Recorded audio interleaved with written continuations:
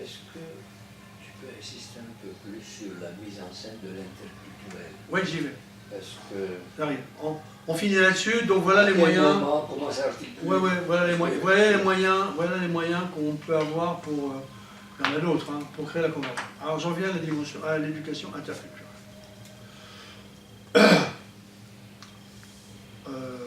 D'abord, j'aime pas interculturel, parce que je ne sais pas ce que veut dire culture.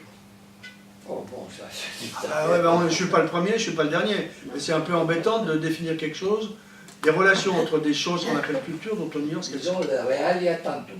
Ah oui, mais c'est pas que ça. Justement, c'est pas que ça, les realia tantum. Il y a aussi l'ensemble de la production intellectuelle, esthétique, etc., qui ne tient pas à l'organisation spécifique d'une société donnée à un moment donné. Donc, ok. Donc moi je dis pas interculturel, mais moi j'ai des idées bien arrêtées, comme vous avez pu constater.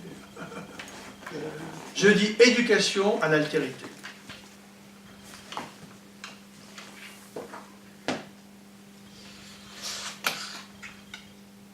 D'accord. Circulation. Pourquoi? Parce que l'altérité, c'est ce qui est différent de moi. Donc, je n'ai pas besoin d'une définition pour savoir ce qui est différent par rapport à moi. Ce qui m'est étranger. Ça peut être absolu. Absolu. Absolu. L'extranéité est partout autour de nous. Effectivement. Quel est le rôle de l'école et quel est le rôle des langues? D'accord?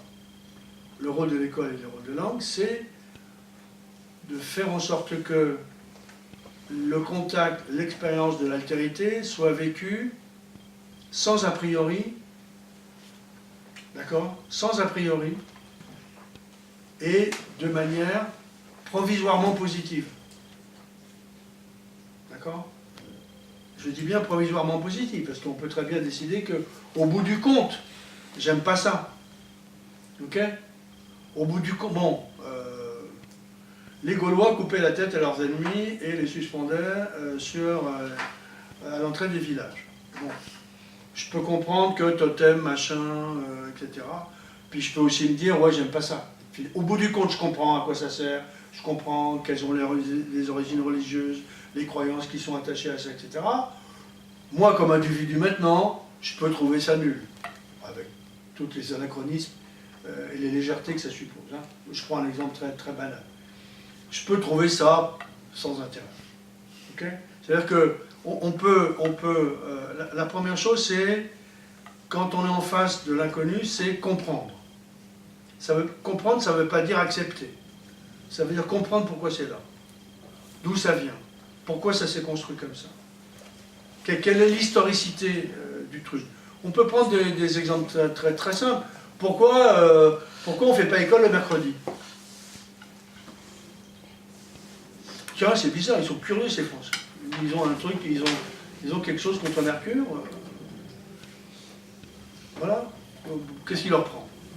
Parce qu'avant c'était le jeudi, la semaine des 4 jeudis. Et pourquoi c'était le jeudi? Pourquoi c'était le jeudi? Parce que 1905, séparation de l'Église et de l'État. Parce qu'au moment de la séparation, l'Église a revendiqué de disposer d'un jour pour pouvoir se consacrer à l'éducation religieuse des enfants. On a dit ok, ça sera le jeudi. Donc si vous ne faites pas ce parcours historique-là, vous ne comprenez rien. À part ça, donc le premier réflexe, c'est qu'est-ce que c'est que ce truc? La relation première devant l'altérité, c'est l'ego et l'ethnocentrisme. Okay? Tous les anthropologues vous diront ça. Je vois quelque chose de différent, je me referme et je dis, c'est quoi ces barbares? C'est quoi ces nuls? C'est quoi ces étrangers? C'est quoi ces forains? C'est quoi ces forestiers? C'est quoi ces gens qui viennent d'ailleurs? Qu'est-ce qu'ils inventent là de curieux, bizarre, inacceptable, pas civil et tout ce qu'on peut. Ça, c'est... On est fabriqué comme ça. Là, les anthropologues nous répètent depuis longtemps. Le réflexe égo-ethnocentrique est un réflexe immédiat devant l'altérité. Et Dieu sait s'il a des beaux jours devant lui en ce moment. Ok? D'accord? Je ne vous fais pas un dessin. Donc notre travail dans les langues, c'est éduquer à ça.